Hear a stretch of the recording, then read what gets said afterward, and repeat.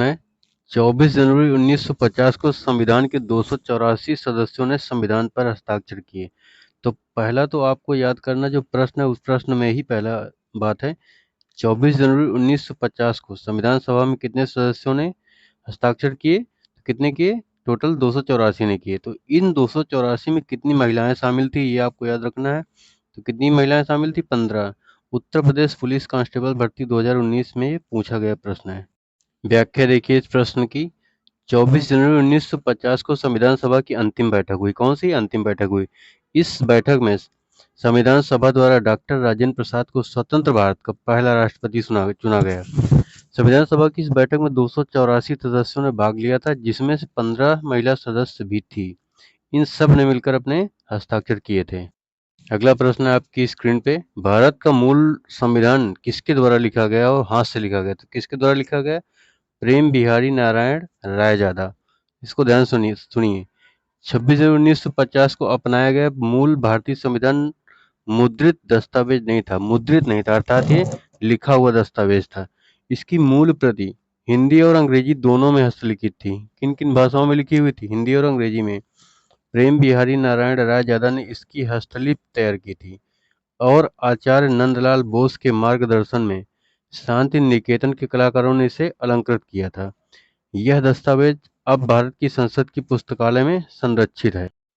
संविधान सभा की कुछ घटनाएं का कालक्रम दिया गया है, इनको ध्यान समझिए और याद करने का प्रयास कीजिए। तो राष्ट्र ध्वज जो हमारा है वो कब अंगीकृत हुआ? तो 22 जुलाई 1947 को राष्ट्र ध्वज अंगीकृत हुआ। संविधान सभा द्वारा पारित और स्वीकृत कब किया गया संविधान? तो 26 नवंबर 1949 को स्वीकृत किया और पारित किया गया। जनगण मन राष्ट्रगान है जो हमारा, वो कब अंगीकृत हुआ? वो अंगीकृत हुआ 24 जनवरी 1950 को। उद्देश्य संकल्प सर्वसम्मत से कब अंगीकृत हुआ? तो 22 जनवरी 1947 को। अगला प्रश्न आपकी स्क्रीन पे है। भारत के संविधान को 1946 के कैबिनेट मिशन योजना के तहत गठित एक संविधान सभा द्वारा तैयार किया गया था। यह सबको पता है कि जो संविधान है वो किसके द्वारा गठित हुआ? वो गठित हुआ कैबिनेट मिशन योजना के तहत 1946। तो ये भी आपको याद रखना कि कैबिनेट मिशन योजना 1946 में आई थी। तो इस संविधान सभा में तैयार संविधान जो किया गया था, इसको तैयार करने के लिए टोटल कितनी समितियां थी? तो कुल कितनी समितियां थी? 21 समितियां थी, आपको याद रखना है। ऑप्शन में कुछ भी नहीं है। अब इसको डिस्क्रिप्शन देखिए। भारत के संविधान को 1946 में कैबिनेट मिशन के तहत गठित संविधान सभा द्वारा तैयार किया गया था।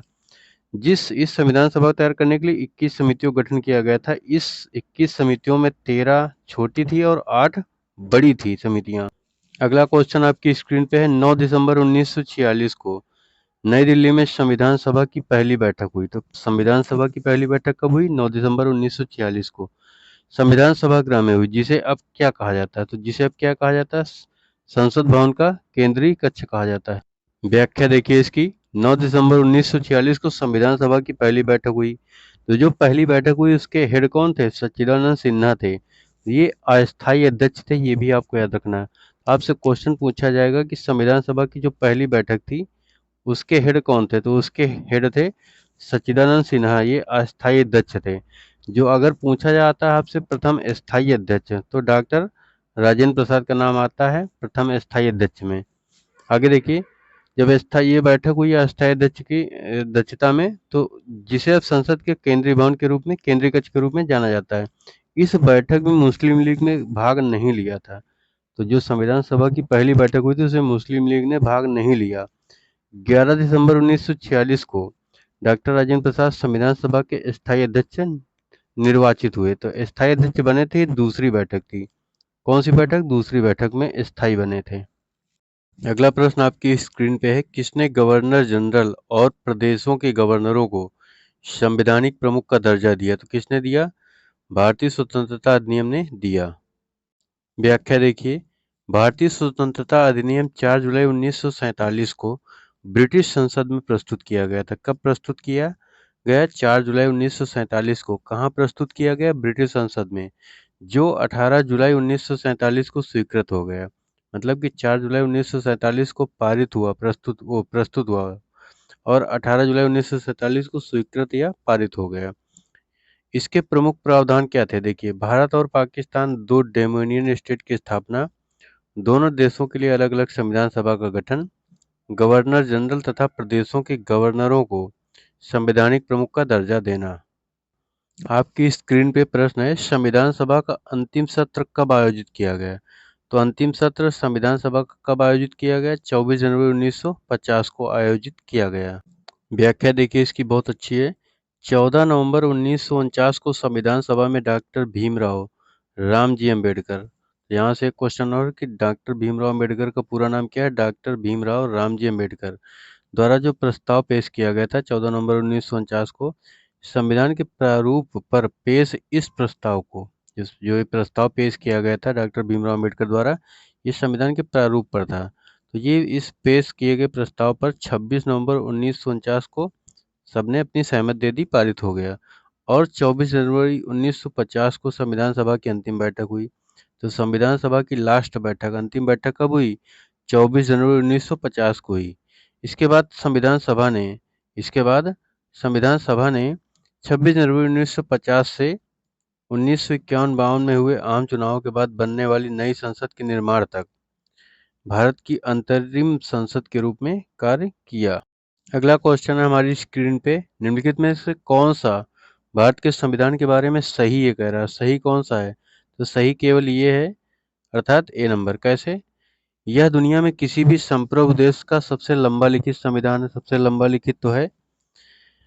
दूसरी बात जो लिखी है, संसद संविधान को निरस्त कर सकती है। तो संसद संविधान को निरस्त नहीं कर सकती है, संशोधन कर सकती है। संशोधन कर सकती है किस आर्टिकल के तहत? आर्टिकल 300, जो भी है आप कमेंट बॉक्स में बताएंगे। उसके बाद यह संसदीय सर्वोच्चता प्रदान करता है, संवैधानिक सर्वोच्चता नहीं। ये बात उल्टा लिखी है, संवैधानिक सर्वोच्चता प्राप्त करता है, देता है, संसदीय नहीं देता है। अगला क्वेश्चन अपनी स्क्रीन पे है, किसने पहली बार देश में प्रत्यक्ष चुनाव की शुरुआत की? इन चारों में से किसने देश में पहली बार प्रत्यक्ष चुनाव की शुरुआत की? इसके द्वारा कुछ सीमित लोगों को उनकी संपत्ति, कर अथवा शिक्षा के आधार पर मताधिकार दिया। तो किसने दिया? भारत सरकार अधिनियम 1919 ने दिया है। व्याख्या देखिए, भारत सरकार अधिनियम 1919 को मॉन्टेग्यू चेम्सफोर्ड सुधार के नाम से भी जाना जाता है। मोस्ट इंपॉर्टेंट है ये प्रश्न। इस अधिनियम के द्वारा देश में पहली बार प्रत्यक्ष चुनाव की शुरुआत कब हुई? तो प्रत्यक्ष चुनाव की शुरुआत कब हुई? मॉन्टेग्यू चेम्सफोर्ड सुधार या फिर भारत सरकार अधिनियम 1919 के द्वारा। इस अधिनियम के द्वारा कुछ सीमित लोगों को उनकी संपत्ति, कर अथवा शिक्षा के आधार पर मताधिकार दिया गया है। इस अधिनियम की कुछ और विशेषताएं भी हैं, उनको आप ध्यान से समझिए। जैसे ये विशेषता है, केंद्र में द्विसदनात्मक विधायिका का गठन। ये सब पूछे जाने वाले क्वेश्चन है। तो जो मॉन्टेग्यू चेम्सफोर्ड सुधार है भैया, भारत सरकार नियम 1919 है, तो उसकी कुछ विशेषताएं क्या है? पहली है, केंद्र में द्विसदनात्मक विधायिका का गठन, प्रांतों में द्वैध शासन प्रणाली की शुरुआत, लोक सेवा आयोग का गठन।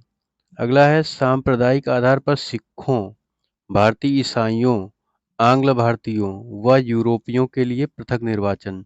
अगला है, वैधानिक आयोग का गठन। और अंतिम है, केंद्रीय विधानसभा में वायसराय के अध्यादेश जारी करने की शक्ति। अगला क्वेश्चन आपकी स्क्रीन पे है, निम्नलिखित में से कौन सा संविधान सभा के बारे में सही है? इन दोनों में कौन सा सही है, ध्यान से देखिए। पहला ऑप्शन है, संविधान का मसौदा तैयार करना ही संविधान सभा का एकमात्र कार्य है। तो ये गलत बात है, एकमात्र कार्य नहीं है। अगला है, जब एक बार संविधान अस्तित्व में आ गया तो संविधान सभा भंग कर दी गई। तो यही बात इसमें सही है। तो इसको ध्यान से आइए आगे समझते हैं। व्याख्या में देखिए, बहुत अच्छे अच्छे क्वेश्चन है। जैसे आपसे पहला प्रश्न आपको यही मिल जाएगा यहाँ, कैबिनेट मिशन के तहत 9 दिसंबर 1946 को संविधान सभा का गठन किया गया। तो बढ़िया बात पहली ये मिल गई है कि संविधान सभा का गठन किसके द्वारा और कब किया गया। तो कब किया गया? 9 दिसंबर 1946 को संविधान सभा का गठन किया गया, ठीक। और किसके तहत किया गया? कैबिनेट मिशन योजना के तहत किया गया। इसका मुख्य कार्य संविधान का मसौदा तैयार करना था, परंतु इसके अलावा कुछ अन्य कार्य भी इसने किए, जैसे अधिनियमित कानूनों को निर्णय लेने की प्रक्रिया में शामिल किया गया। इसने मई 1949 में ब्रिटिश राष्ट्रमंडल में भारत की सदस्यता को स्वीकार कर मंजूरी दे दी थी। इसके द्वारा राष्ट्रगान, राष्ट्रगीत और राष्ट्रध्वज को अपनाया गया। ध्यातव्य है कि 24 जनवरी 1950 को संविधान सभा की अंतिम बैठक हुई और इसमें संविधान सभा भंग कर दी गई। अगला प्रश्न देखिए, भारत का संविधान संविधान सभा द्वारा प्रारूपित किया गया था। 16 मई 1946 को कैबिनेट मिशन प्लान के अंतर्गत इसे कार्यान्वित किया गया। संविधान सभा के सदस्यों का चयन प्रादेशिक असेंबलियों द्वारा, ये बात याद करिएगा, आनुपातिक प्रतिनिधित्व प्रणाली, प्रादेशिक असेंबलियों द्वारा आनुपातिक प्रतिनिधित्व प्रणाली के एकल हस्तांतरणीय मत द्वारा किया गया था। ये इस पूरी प्रणाली का नाम आप याद रखिएगा। इस समय संविधान सभा के कुल सदस्यों की संख्या, तो कब पूछ रहा, 1946 में पूछ रहा, तो 1946 में संविधान सभा के कुल सदस्यों की संख्या 389 थी।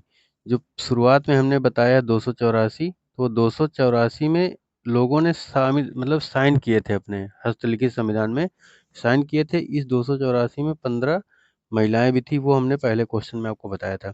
लेकिन टोटल जो सदस्य थे स्टार्टिंग में 1946 में 389 सदस्य थे। व्याख्या देखिए इसकी, भारत का संविधान संविधान सभा द्वारा प्रारूपित किया गया। 16 मई 1946 को कैबिनेट मिशन के अंतर्गत इसे कार्यान्वित किया गया, आपको सबको पता चल गया है।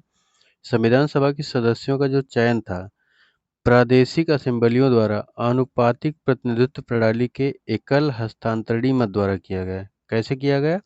आनुपातिक प्रतिनिधित्व प्रणाली के एकल हस्तांतरणीय मत द्वारा किया गया। उस समय संविधान सभा के कुल सदस्यों की संख्या 389 थी। अगला क्वेश्चन जो है देखिए, वह कौन से नेता थे जो केंद्रीय विधानसभा के अध्यक्ष थे 1946 से 1947 तक, ठीक है। फिर वे संविधान सभा के अध्यक्ष बने और उसके पश्चात वे लोकसभा के अध्यक्ष भी बने। तो ये कौन थे? गणेश वासुदेव मावलंकर। शॉर्टकट में भी कभी कभी नाम पूछ लेता है जीवी मावलंकर के नाम से, ठीक है। तो ये भी आपको याद रखना है। अब देखिए, पूछा यही जाता है कि लोकसभा के अध्यक्ष वाली बात पूछी जाती है इसमें हमेशा ज़्यादातर। तो गणेश वासुदेव मावलंकर, ये भी याद रखना है।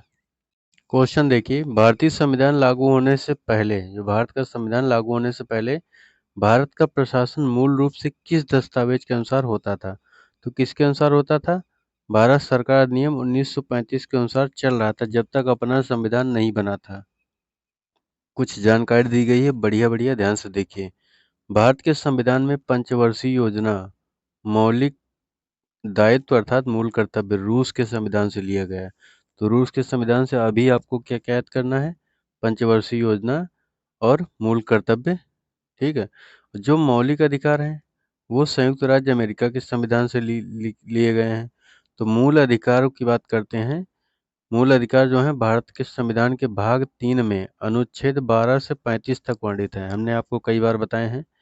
ये वो अधिकार हैं जो व्यक्ति के भौतिक और नैतिक विकास के लिए अनिवार्य माने जाते हैं, जिन्हें संविधान का विशेष संरक्षण प्राप्त है। वहीं संविधान में 42वें संविधान संशोधन द्वारा एक नया भाग 4A अनुच्छेद 51A को जोड़कर नागरिकों के लिए कुल 10 मौलिक कर्तव्य बनाए गए हैं। तो मौलिक कर्तव्यों की संख्या कितनी है? 10। मौलिक अधिकारों की संख्या 6 है। तो बाद में 86वें संविधान संशोधन द्वारा 11वां मूल कर्तव्य जोड़ा गया है। तो अब टोटल कितने मूल कर्तव्य हो गए? 11। और मौलिक अधिकार कितने हो गए?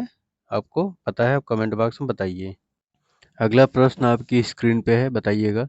मूल हस्तलिखित संविधान के प्रत्येक पृष्ठ को कहाँ के कलाकार द्वारा निखारा और सजाया गया था? तो कहाँ के? मैंने आप लोगों को बताया शांति निकेतन के। अब देखिए इसकी व्याख्या कितनी बेहतरीन है। मूल हस्तलिखित भारतीय संविधान के प्रत्येक पृष्ठ को शांति निकेतन के कलाकारों द्वारा निखारा और सजाया गया था। विख्यात चित्रकार नंदलाल बोस ने भारतीय संविधान की मूल प्रति को अपने चित्रों से सजाया था। किसने सजाया था? नंदलाल बोस जी ने सजाया था। 221 पेज के इस दस्तावेज के हर पन्ने पर तो चित्र बनाना संभव ही नहीं था, इसलिए नंदलाल जी ने संविधान के हर भाग की शुरुआत में 8 से 12 इंच तक के चित्र बना दिए थे। कुछ एडेड जानकारी है, इसको ध्यान से देखिएगा। संविधान सभा द्वारा संविधान निर्माण के अलावा कुछ अन्य काम भी किए गए थे। जैसे कौन कौन से? तो संविधान सभा द्वारा जो अन्य काम किए गए थे कौन कौन से, देखिए। मई 1949 में राष्ट्रमंडल में भारत की सदस्यता का सत्यापन कराया गया। 22 जुलाई 1947 को राष्ट्रीय ध्वज अपनाया गया। 24 जनवरी 1950 को राष्ट्रगान अपनाया गया। ये दोनों बातें तो जरूर याद रखिएगा। और 24 जनवरी 1950 को ही राजेंद्र प्रसाद को राष्ट्रपति चुना गया। इतने काम ये यहाँ तक ये किए गए हैं भारतीय संविधान सभा द्वारा। जवाहरलाल नेहरू को अगर पूछता है कि किसके द्वारा चुना गया, तो भारतीय जनता द्वारा चुना गया था। कुछ एडिशनल जानकारी है, ध्यान सुनिएगा। जैसे कि भाग 1 और अनुच्छेद 3। भाग 1 का अनुच्छेद 3 नए राज्यों का निर्माण और वर्तमान राज्यों के क्षेत्रों या नामों में परिवर्तन के लिए संसद को शक्ति प्रदान करता है। वर्तमान समय में ये बहुत ज़्यादा इम्पोर्टेंट है, इसको याद रखिएगा कि भाग 1 में अनुच्छेद 3 जो है, नए राज्य का चाहे निर्माण करना हो या फिर जो वर्तमान राज्य हैं उनका क्षेत्र या उनके नाम बदलना हो, तो भाग 1 और अनुच्छेद 3 प्रभावित होते हैं। अनुच्छेद 1 के तहत भारत को राज्यों का संघ कहा गया है। अनुच्छेद 2 में नए राज्यों का प्रवेश या स्थापना है। अनुच्छेद 7 में पाकिस्तान को प्रव्रजन करने वाले कुछ व्यक्तियों के नागरिकता के अधिकार, तथा अंतिम में देखिए अनुच्छेद 5 में संविधान के प्रारंभ पर नागरिकता से संबंधित है। अब जैसे ये प्रश्न आपकी स्क्रीन पे है, भारतीय संविधान का कौन सा अनुच्छेद नए राज्यों के गठन के विषय में है? तो अभी अभी हमने बताया कौन सा है राज्यों के गठन के विषय में, अनुच्छेद 3 है। भारतीय संविधान के अनुच्छेद 3 के अनुसार संसद को राज्यों का निर्माण, नए राज्यों का निर्माण और वर्तमान राज्यों के क्षेत्रों और सीमाओं या नामों में परिवर्तन करने का अधिकार है। अधिकार तो संसद को है, लेकिन किस अनुच्छेद के तहत? तो अनुच्छेद 3 के तहत है। अनुच्छेद 12 में राज्य की परिभाषा दी गई है। अनुच्छेद 22 के तहत कुछ दशाओं में गिरफ्तारी और निरोध से संरक्षण है, कुछ ही दशाओं में है। अनुच्छेद 9 के तहत विदेशी राज्य की नागरिकता स्वेच्छा से अर्जित करने वाले व्यक्तियों का नागरिक न होना या भारतीय नागरिकता समाप्त हो जाती है। तो कुल मिला के जो लोग विदेशी हो जाते हैं, जैसे कहीं बाहर रहने लगे हैं, तो अपने देश के लोग कुछ दिन बाहर रहने लगे या किसी देश की अन्य नागरिकता ले ली, तो फिर उससे संबंधित प्रावधान है कि अगर उन्होंने अन्य देश की नागरिकता ले ली है, तो उन अपने देश की नागरिकता उनकी बचेगी कि नहीं बचेगी। तो ये प्रावधान अनुच्छेद 9 में किया गया है। देखिए अगला क्वेश्चन, भारतीय संविधान में इस समय कितनी अनुसूचियां हैं? इस समय कितनी अनुसूचियां हैं? तो 12 अनुसूचियां हैं। अब इसकी व्याख्या देखिए ध्यान से। 26 जनवरी 1950 को संविधान को भारतीयों पर लागू किया गया था। कब लागू किया? 26 जनवरी 1950 को। जब लागू किया गया था उस समय 395 अनुच्छेद थे, 8 अनुसूचियां थीं और 22 भाग थे जब लागू किया गया था। तो बाद में संविधान में 4 अनुसूचियां और बढ़ गई, अर्थात अब कितनी? 22 अनुसूचियां हैं। 395 अनुच्छेद के ऊपर ही हैं, 450 अनुच्छेद बढ़ गए लगभग, और 22 भाग हैं। कुछ एडिशनल जानकारी दी गई है, जैसे 8वीं अनुसूची में मान्यता प्राप्त भाषाओं की सूची है। 8वीं अनुसूची में भाषा है। 9वीं में क्या है? कुछ अधिनियमों द्वारा और विनियमों के द्वारा सत्यापन के प्रावधान नियमित हैं। 12वीं अनुसूची में क्या है? नगर पालिकाओं की शक्तियां हैं। किसकी शक्तियां हैं? नगर पालिकाओं की शक्तियां। प्रश्न देखिए, राज्यसभा में भारत के प्रत्येक राज्य के लिए सीटों की आवंटन जो है, संविधान की किस अनुसूची में किया गया? तो किसमें किया गया? चौथी अनुसूची में किया गया।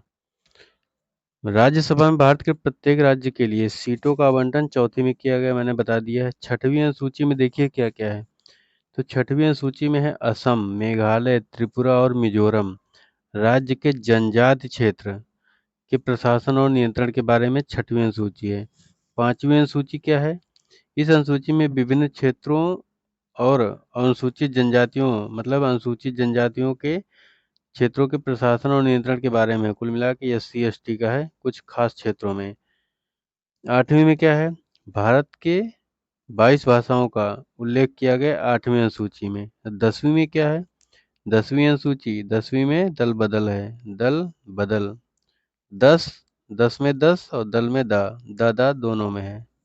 अगला क्वेश्चन है, शपथ और अभिपुष्टि के रूपों का भारत के संविधान की किस अनुसूची में उल्लेख किया गया? तो किस में किया गया शपथ का उल्लेख?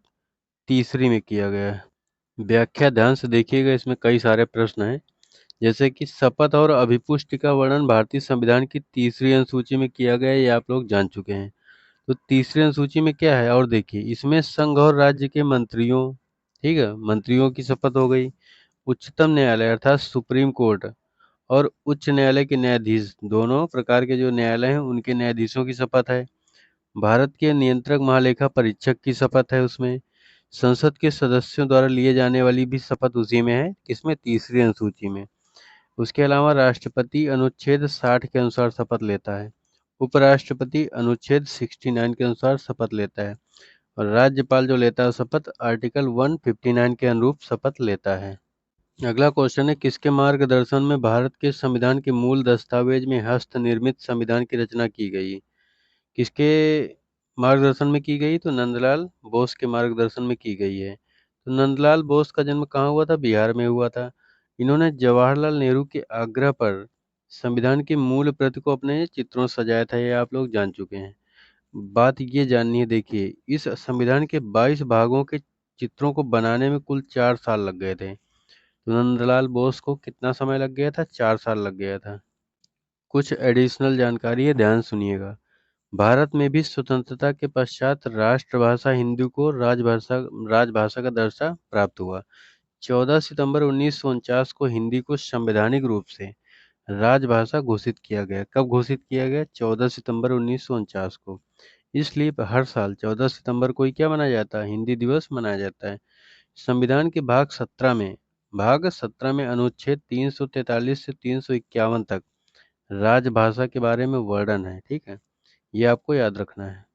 और ये भी बात याद रखनी कि हिंदी भारत की राष्ट्रभाषा नहीं बल्कि क्या है? राजभाषा है, ऐसा संविधान में लिखा है। क्वेश्चन देखिए, निम्न में से क्या ग्रैनविल ऑस्टिन द्वारा, किसके द्वारा? ग्रैनविल ऑस्टिन द्वारा गढ़ा गया एक शब्द है जिसका अर्थ क्या होता है? जिसका अर्थ होता है एक ऐसी व्यवस्था जो मजबूत केंद्रीय सरकार को जन्म देती हो। लेकिन इसका मतलब ये नहीं कि प्रदेशों की सरकारें जो केंद्रीय नीतियों का कार्यान्वयन करती हैं कमजोर पड़ जाती हैं। उदाहरण क्या है? भारत। तो इनमें से कौन सा सही है? सहकारी संघवाद सही है। कि सहकारी संघवाद एक ऐसी व्यवस्था है जो मजबूत केंद्रीय सरकार को जन्म देती है, लेकिन इसका अर्थ ये नहीं है कि प्रदेश की सरकारें कमजोर हैं। कुछ एडिशनल जानकारी है। 1919 का जो भारत सरकार अधिनियम था जिसे मॉन्टेग्यू चेम्सफोर्ड सुधार भी कहा गया है, इसकी अन्य जानकारी देख लीजिए।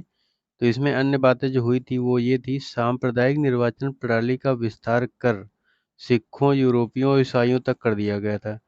प्रांतों में द्वैध शासन प्रणाली लागू किया गया था, ये हम आपको पहले बता चुके हैं। तो द्वैध शासन प्रणाली का मतलब क्या है? प्रांतीय विषयों को आरक्षित तथा हस्तांतरित विषयों में बांटा गया था। आरक्षित विषय गवर्नर के पार्षदों और हस्तांतरित विषय जो तो होते थे वो निर्वाचित सदस्यों के पास होते थे। और जो अन्य बातें थी, केंद्र में द्विसदनात्मक व्यवस्था की गई थी। कैसी व्यवस्था? द्विसदनात्मक। एक उच्च सदन, एक निम्न सदन। उच्च सदन को राज्य परिषद कहा गया। उच्च सदन को राज्य परिषद कहा गया। निम्न सदन को विधानसभा कहा गया था। इस अधिनियम के द्वारा प्रत्यक्ष चुनाव प्रणाली अपनाई गई थी। तो 1919 के द्वारा प्रत्यक्ष चुनाव प्रणाली अपनाई गई थी तथा महिलाओं को भी अधिकार दिए गए थे। अगला प्रश्न आपकी स्क्रीन पे है, निम्न में से कब वृषभ, चक्र और अश्वयुक्त, वृषभ मतलब बैल, चक्र पता है आपको, अश्व माने घोड़ा, से युक्त सारनाथ का सिंह चतुर्मुख स्तंभ शीर्ष। तो सिंह कितने हैं? चारों तरफ बैठे हैं, लिखा ना सिंह चतुर्मुख, तो चारों तरफ द्वारा बैठे स्तंभ शीर्ष को राष्ट्रीय प्रतीक के रूप में भारत सरकार द्वारा अंगीकृत किया गया। तो राष्ट्रीय प्रतीक कब अंगीकृत किया गया? 26 जनवरी 1950 को अंगीकृत किया गया है। अगला प्रश्न है, भारतीय संविधान की किस अनुसूची में भारतीय गणराज्य की आधिकारिक भाषाओं की सूची दी गई है? तो ये पूछा गया उत्तर प्रदेश पुलिस कांस्टेबल में। ये क्वेश्चन बढ़िया है। तो किस अनुसूची में भाषाओं की बात की गई? 8वीं अनुसूची में, हम आपको बता चुके हैं। इसकी व्याख्या देखिए, तो 22 भाषाओं का वर्णन किया गया है। तो मूल रूप से 8वीं अनुसूची में 14 भाषाएं थी। कितनी? मूल रूप से 14 थी। तो जो 1967 में 21वां संविधान संशोधन हुआ था उसमें कितनी भाषाएं जोड़ी गई थी? 15 नंबर की भाषा जोड़ी गई, सिंधी। 1992 में जो हुआ था उसमें नमक जोड़ी गई थी, नमक मतलब नेपाली, मणिपुरी और कोंकणी। और उसके बाद जो 92वां संविधान संशोधन हुआ है उसमें मैथिली मतलब बोडोमास, बोडो, डोगरी, मैथिली और संथाली को जोड़ा गया। तो इस प्रकार टोटल कितनी भाषाएं हो गई? 22 भाषाएं हो गई। अगला प्रश्न उत्तर प्रदेश पुलिस कांस्टेबल 2018 में पूछा गया है। तो देखिए ध्यान से, भारतीय संविधान में कानून बनाने की निर्धारित प्रक्रिया काफी हद तक किस देश के संविधान से प्रेरित है? किस देश के संविधान से प्रभावित है? जापान के संविधान से प्रभावित है। इसकी व्याख्या देखिए। भारतीय संविधान में कानून बनाने की प्रक्रिया जापान के संविधान से प्रभावित है। विधि द्वारा स्थापित प्रक्रिया जापान के संविधान से ली गई है। अब आगे क्वेश्चन देखिए, नए क्वेश्चन। आयरलैंड के संविधान से राज्यसभा के 12 सदस्यों का मनोनयन था और दक्षिण अफ्रीका के संविधान से क्या था? संविधान संशोधन, आर्टिकल 368 अभी हमने बताया था। तो दक्षिण अफ्रीका से संविधान संशोधन बहुत इंपॉर्टेंट है, बहुत ही ज्यादा इंपॉर्टेंट है, इसको याद करिएगा कि दक्षिण अफ्रीका से क्या है? संविधान संशोधन की प्रक्रिया। आपातकालीन उपबंध जर्मनी से लिए गए, मोस्ट इंपॉर्टेंट है कि आपातकालीन उपबंध कहाँ से लिए गए हैं? जर्मनी के संविधान से लिए गए हैं। अमेरिका के संविधान से हमने थोड़ी देर पहले आपको बताया कि अमेरिका के संविधान से मूल अधिकार, न्यायपालिका की स्वतंत्रता, न्यायिक पुनरीक्षण या पुनर्विलोकन का सिद्धांत, सर्वोच्च न्यायालय और उच्च न्यायालय के न्यायाधीशों को पद से हटाया जाना इत्यादि चीजें, पद से हटाया जाए इत्यादि चीजें। और राष्ट्रपति पर महाभियोग भी कहाँ से? अमेरिका से ही है। उपराष्ट्रपति के पद को भी अमेरिका से, तो इत्यादि चीजें फाइनल रूप में है अमेरिका से। अगला प्रश्न है, उत्तर प्रदेश पुलिस कांस्टेबल 2018 में पूछा गया है, भारत की संविधान सभा की संघ शक्ति समिति, कौन सी समिति? संघ शक्ति समिति के अध्यक्ष कौन थे? तो कौन थे अध्यक्ष? जवाहरलाल नेहरू। 22 जनवरी 1947, 22 जनवरी 1947 को उद्देश्य प्रस्ताव की स्वीकृति हुई थी, हमने शुरुआत में ही आपको बताया है। और कुछ समितियां और उनके हेड देख लीजिए। जैसे संघ शक्ति समिति के हेड कौन थे? पंडित जवाहरलाल नेहरू थे। डॉक्टर राजेंद्र प्रसाद थे, वो वार्ता समिति के हेड थे। सरदार पटेल थे, वो प्रांतीय समिति के हेड थे। और जेबी कृपलानी झंडा समिति के अध्यक्ष थे। कुछ एडिशनल जानकारी दे रहा हूँ, बहुत अच्छे ध्यान सुनिएगा। भारत एक धर्मनिरपेक्ष, पंथ निरपेक्ष भी बोल सकते हैं आप, राष्ट्र है। अर्थात इसका मतलब है भारत किसी भी पर्टिकुलर धर्म को नहीं मानता, सब लोग अपने अपने धर्म को मानने के लिए स्वतंत्र हैं। पंथ निरपेक्ष का अर्थ ये होता है कि सरकार किसी भी धर्म को राजधर्म की मान्यता या संरक्षण नहीं प्रदान कर सकती। इसका मतलब यही है कि जो गवर्नमेंट होगी, सरकार होगी, वो किसी भी धर्म को राजधर्म की मान्यता नहीं देगी, वह सभी धर्मों को समान व्यवहार करेगी। भारतीय संविधान के, ये मोस्ट इम्पोर्टेंट क्वेश्चन है, भारतीय संविधान के 42वां संविधान संशोधन 1976, तो इसमें आपको पूरा याद करना है कि 42वां संविधान संशोधन हुआ कब था? 1976। तो 42वां संविधान संशोधन 1976 के द्वारा संविधान की प्रस्तावना में 3 शब्द जोड़े गए थे। कौन कौन से? देखिए, संपूर्ण प्रभुत्व संपन्न, समाजवादी, पंथ निरपेक्ष, लोकतंत्रात्मक गणराज्य और अखंडता, ये शब्द इत्यादि जोड़े गए थे। तो कभी कभी एग्जाम में ये आपसे सीधा सीधा पूछ लेता है कि 42वें संविधान संशोधन 1976 में निम्न में से कौन से 3 शब्द जोड़े गए थे? तो आपको जो ये शब्द बताया हमने, ये याद रखने हैं। अगला क्वेश्चन है, एक व्यवस्थित सामाजिक संरचना का संकेत बिंदु है। तो व्यवस्थित सामाजिक संरचना का संकेत बिंदु क्या है? उद्देश्य एवं विचारों में समानता। तो उद्देश्य एवं विचारों में समानता ही व्यवस्थित सामाजिक संरचना का संकेत बिंदु है। कुछ एडिशनल जानकारी है, ध्यान सुनिएगा। संविधान सभा की पहली बैठक 9 दिसंबर 1946 को हुई, सबको पता है। अस्थायी अध्यक्ष डॉक्टर सच्चिदानंद सिन्हा थे, ये भी सबको पता है। इसमें मुस्लिम लीग ने नहीं भाग लिया पहली बैठक में, ये भी सबको पता है। 11 दिसंबर 1946 को राजेंद्र प्रसाद स्थायी अध्यक्ष बने, ये भी सबको पता है। तो ये बात ध्यान से याद करिए, जवाहरलाल नेहरू ने 13 दिसंबर 1946 को उद्देश्य प्रस्ताव रखा था। और पारित कब हुआ था उद्देश्य प्रस्ताव? 22 जनवरी 1947 को पारित हुआ था। अगला क्वेश्चन इस स्लाइड में है, डॉक्टर बी.एन. राव को संवैधानिक सलाहकार तथा भीमराव अम्बेडकर को प्रारूप समिति का अध्यक्ष नियुक्त किया गया। अगला क्वेश्चन है, भारत का राष्ट्रगान, तो राष्ट्रगान क्या है? जनगण मन, की रचना किसने की? तो रचना की थी रविन्द्रनाथ टैगोर जी ने। तो अब इसकी व्याख्या देखिए, बहुत बेहतरीन है। इस गीत को सर्वप्रथम कांग्रेस के कलकत्ता अधिवेशन में 27 दिसंबर 1911 को गाया गया। तो जो जनगण मन है, राष्ट्रगान हमारा, उसको सर्वप्रथम 1911 में गाया गया था तथा इसका प्रकाशन 1912 में सर्वप्रथम तत्वबोधिनी पत्रिका में हुआ तथा संविधान सभा ने इस गीत को भारत के राष्ट्रगान अर्थात नेशनल एंथम के रूप में 24 जनवरी 1950 को अपनाया गया। आपको ये याद रखना कि जो जनगण मन है, उस गीत में पूरे में 5 पद हैं। लेकिन प्रथम पद को ही राष्ट्रगान के रूप में अपनाया गया है। और ये इस प्रथम पद की गायन अवधि कितनी है? 52 सेकंड। क्वेश्चन ध्यान सुनिएगा, आत्मरक्षा का अधिकार है, तो आत्मरक्षा का जो अधिकार है वो है क्या? देखिए, तो इसमें से सभी आत्मरक्षा के अधिकार हैं। चोरी, लूट आदि अपराध से प्रतिरक्षा भी है, दूसरे के शरीर की प्रतिरक्षा भी है, अपने शरीर के प्रति अपराध से प्रतिरक्षा भी है। ये सब आत्मरक्षा के अधिकार हैं। और इसमें थोड़ा जानकारी लीजिए। जैसे है कि भारतीय दंड संहिता की धारा 96 से 106 तक प्राइवेट प्रतिरक्षा के अधिकार के संबंध में उपबंध करती है। किसके संबंध में? प्राइवेट प्रतिरक्षा के संबंध में उपबंध करती है। तो देखिए कौन कौन से। व्यक्ति स्वयं की रक्षा किसी भी हमले या अंकुश के विरुद्ध कर सकता है, साथ ही दूसरे के शरीर की प्रतिरक्षा भी कर सकता है। व्यक्ति स्वयं की संपत्ति की रक्षा किसी भी चोरी, डकैती, शरारत व आपराधिक अत्याचार के विरुद्ध कर सकता है। तो एक बात आप लोग जान लीजिए, जब आप लोग भर्ती हो जाएंगे तो आप लोगों को ये सब पढ़ाया जाएगा। अगला क्वेश्चन है, भारतीय संविधान को किस दिन अंगीकृत, अधिनियमित और आत्मार्पित किया गया? तो किस दिन किया गया? मिति मार्ग शुक्ल, ये इसको ध्यान से याद करिएगा, मिति मार्ग शीर्ष शुक्ल सप्तमी, मिति मार्ग शीर्ष शुक्ल सप्तमी संवत 2006 विक्रमी। पूरा याद कर लीजिए, मिति मार्ग शीर्ष शुक्ल सप्तमी संवत 2006। तो जैसा आप लोग जानते हैं कि भारतीय संविधान 26 नवंबर 1949 को अंगीकृत, अधिनियमित व आत्मार्पित किया गया। उस दिन संवत 2006 थी। और कौन सा क्या समस्या थी? मिति मार्ग शीर्ष शुक्ल सप्तमी थी।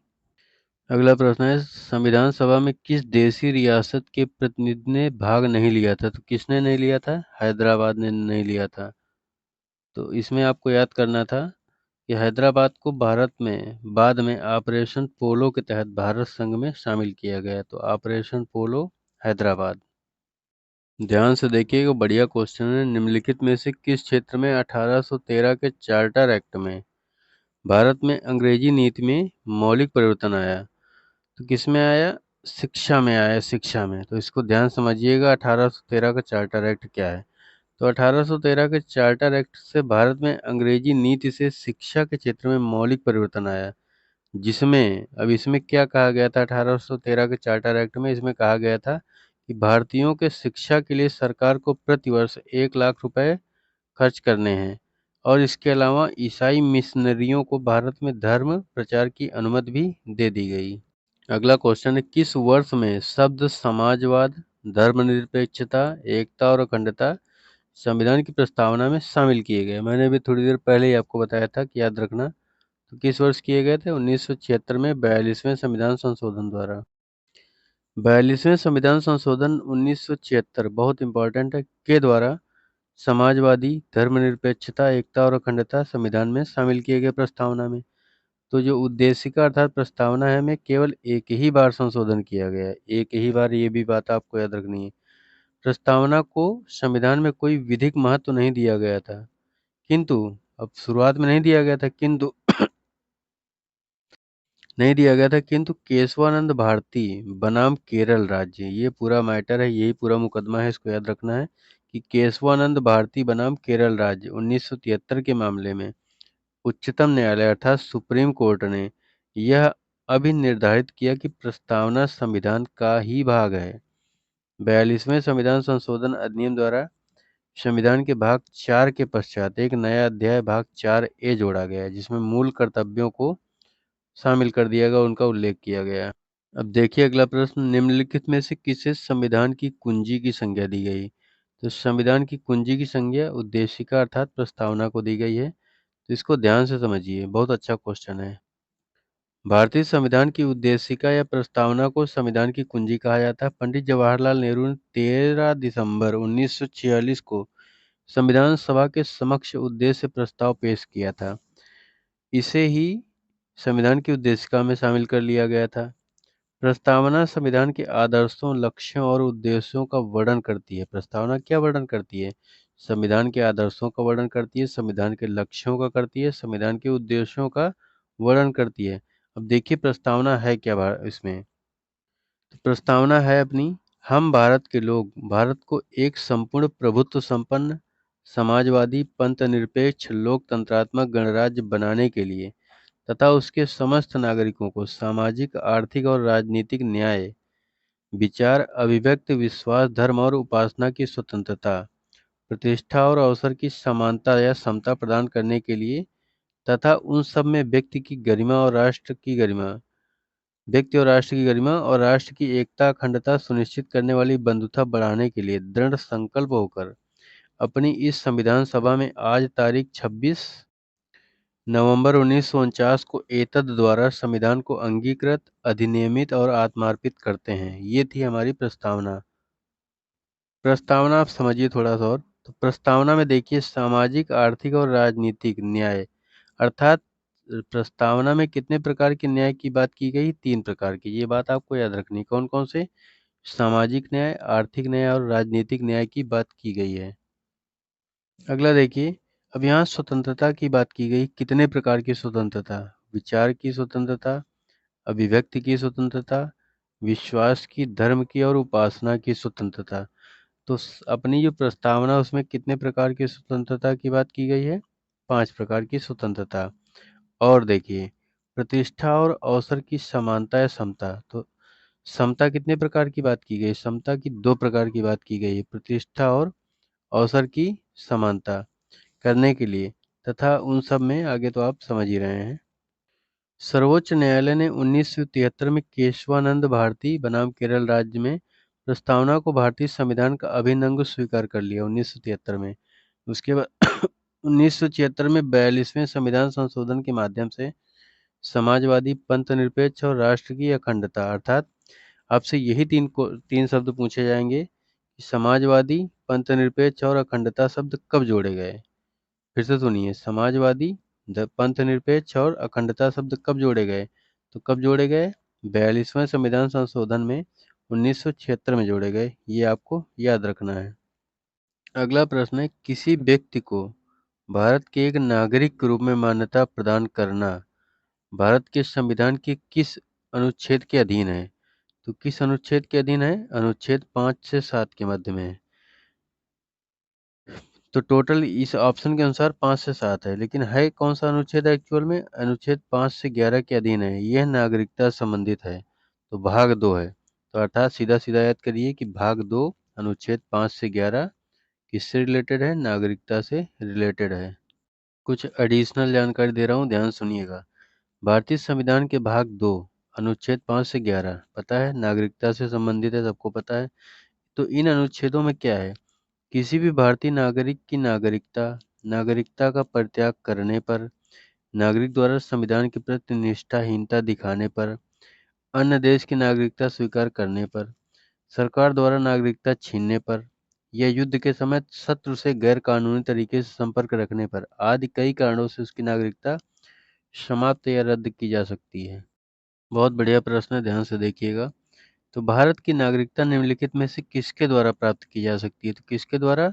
इन सभी से प्राप्त की जा सकती है। वंशानुक्रम से अर्थात आप देश में पैदा हो किसी भी धर्म जाति में, देशीकरण से और जन्म से। तो देखिए ध्यान से, भारत में एकल नागरिकता का प्रावधान है। कैसी नागरिकता है? एकल नागरिकता। एकल नागरिकता का अर्थ ये है कि भारत में सिर्फ एक नागरिकता है कि हम सब लोग भारतीय हैं।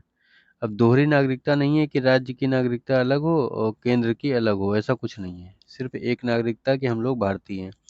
भारतीय नागरिकता का वर्णन संविधान के भाग 2 के अंतर्गत अनुच्छेद 5 से 11 के मध्य किया गया, तो आपको पता है। तो भारत की नागरिकता जन्म से मिलती है। अब राजनयिकों के बच्चे और विदेशियों के बच्चों को छोड़कर तो जन्म से मिल जाती है, वंशानुक्रम से मिलती है, देशीकरण से मिलती है, पंजीकरण से मिलती है, भूमि विस्तार के माध्यम से भी मिल जाती है। एडिशनल जानकारी है, ध्यान सुनिएगा। भारतीय का जो संविधान है उसका भाग 3 कहाँ से कहाँ तक? अनुच्छेद 19 से 22 तक स्वतंत्रता के मूल अधिकार के बारे में है। अब अनुच्छेद 19 के फर्स्ट में कुल 6 प्रकार की स्वतंत्रता है। तो 19 के फर्स्ट में 6 प्रकार की स्वतंत्रता है। कौन कौन सी? वाक एवं अभिव्यक्ति की आज़ादी है, शांतिपूर्ण सम्मेलन की आज़ादी है, संगम एवं संघ की आज़ादी है, भ्रमण की स्वतंत्रता है, निवास या बसने की स्वतंत्रता है, वृत्ति, उपजीविका, व्यापार और कारोबार की स्वतंत्रता है। तो भारतीय संविधान में इन 6 प्रकार की स्वतंत्रता का वर्णन किया गया है किसमें? 19 के फर्स्ट में। 19 के फर्स्ट में मोस्ट इंपॉर्टेंट क्वेश्चन है ये। कुछ जानकारी अन्य है, देखिए। भारतीय नागरिकों को संविधान के भाग 3 में अनुच्छेद 12 से 35 तक मौलिक अधिकार प्रदान किए गए हैं। तो कहाँ से कहाँ तक?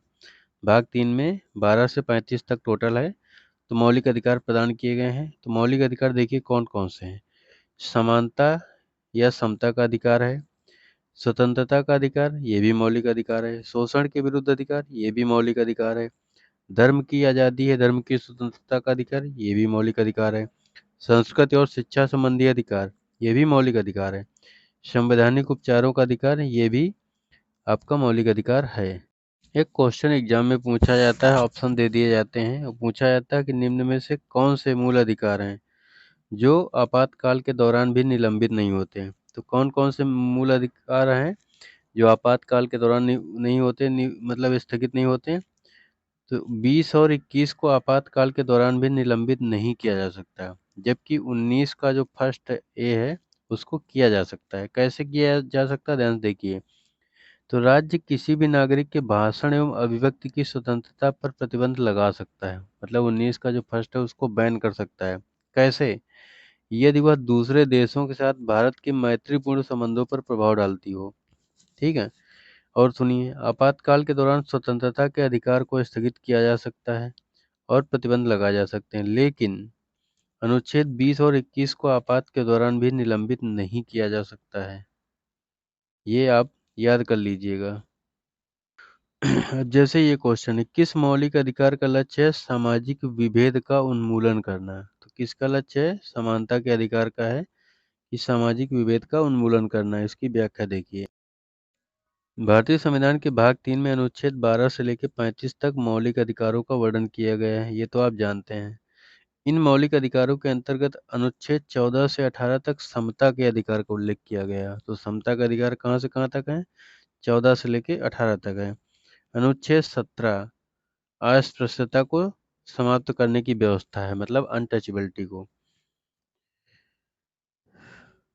अगला क्वेश्चन है, उपाधियों का अंत संविधान के किस अनुच्छेद के अंतर्गत प्रतिष्ठापित है? तो यहाँ पर किसके अंतर्गत है? समानता के अधिकार के तहत है। तो उपाधियों का अंत संविधान के समानता का अधिकार जो है 14 से 18 तक के अंतर्गत अनुच्छेद 18 में प्रतिस्थापित है।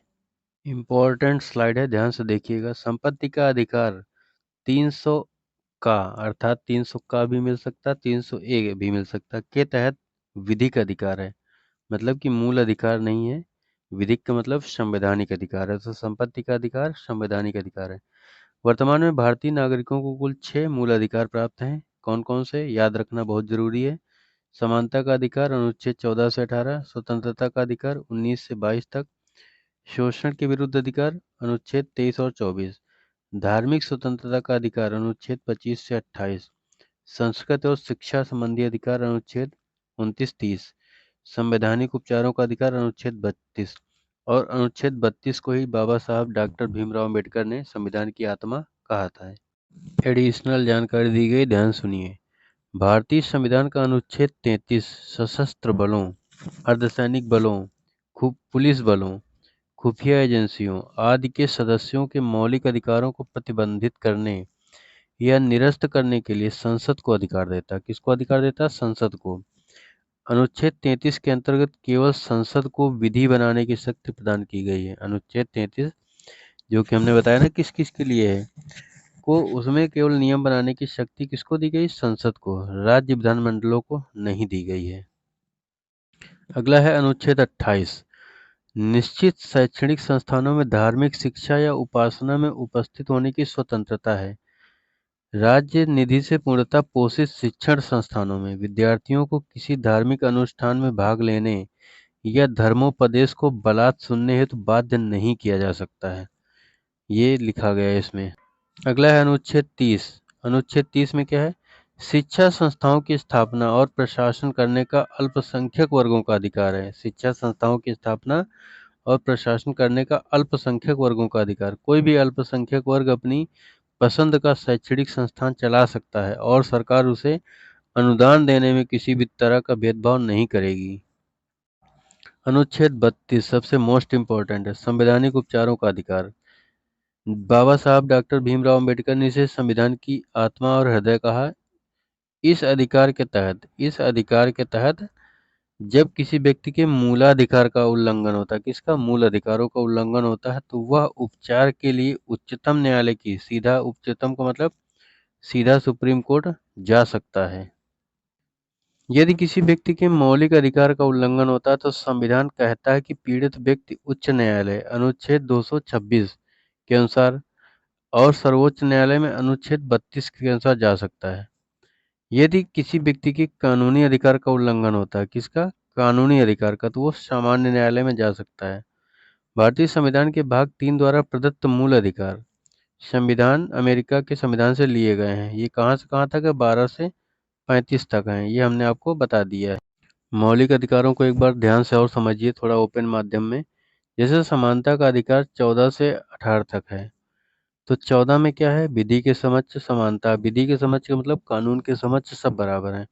अनुच्छेद 15 में धर्म, मूल वंश, जाति, लिंग या जन्म स्थान के आधार पर विभेद नहीं किया जा सकता। ये लिखा हुआ है कि आपसे धर्म के आधार पर नहीं किया जा सकता विभेद, मूल वंश के नहीं किया, जात के आधार पर नहीं विभेद आपसे कोई कर सकता है, लिंग के आधार पर नहीं कर सकता, या जन्म स्थान के आधार पर आपसे कोई भेदभाव नहीं कर सकता है।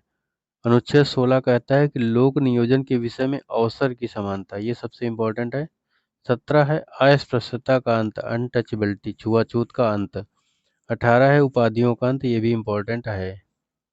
अगला है स्वतंत्रता का अधिकार, 19 से 22 तक था। देखिए 19 में है वाक और अभिव्यक्ति की स्वतंत्रता। 20 में है अपराधों के लिए दोष सिद्धि के संबंध में संरक्षण। अनुच्छेद 21 पूछा ही जाता है ये, प्राण एवं दैहिक स्वतंत्रता का अधिकार, सीधा सीधा ऐसे ही नाम से पूछ लिया जाएगा। अनुच्छेद 21 का फर्स्ट, 6 से 14 साल के बच्चों को निःशुल्क और अनिवार्य शिक्षा का अधिकार। ये याद कर लीजिए कि 6 से 14 साल तक के बच्चों को निःशुल्क और अनिवार्य शिक्षा का अधिकार अनुच्छेद 21 के फर्स्ट में।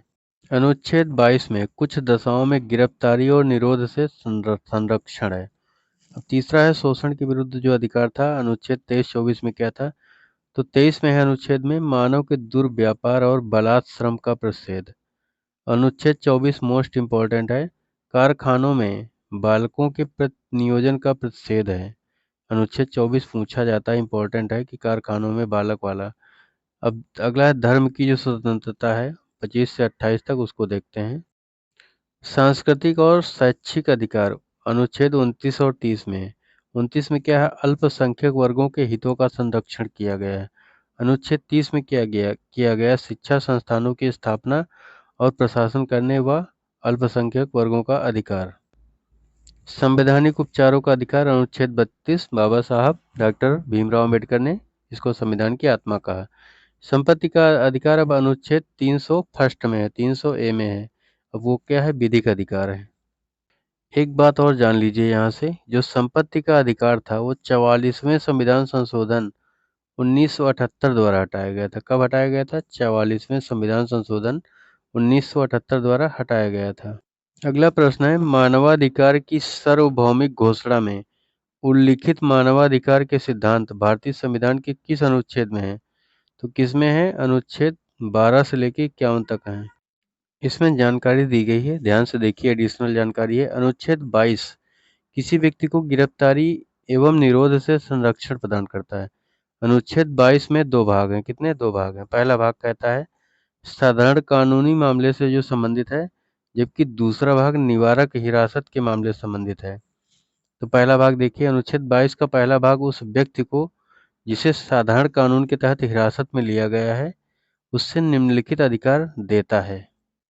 तो जिस व्यक्ति को गिरफ्तार किया गया है उसके अधिकार क्या है? देखिए, गिरफ्तार करने के आधार पर सूचना देने का अधिकार कि क्यों गिरफ्तार किया गया है, विधि व्यवसायी से परामर्श एवं प्रतिरक्षा करने का अधिकार अर्थात वकील करने का अधिकार है, दंडाधिकारी मजिस्ट्रेट के सम्मुख 24 घंटे में यात्रा के समय को छोड़ करके पेश होने का अधिकार दिया गया है कि आप मजिस्ट्रेट के समक्ष पेश हो सकते हैं।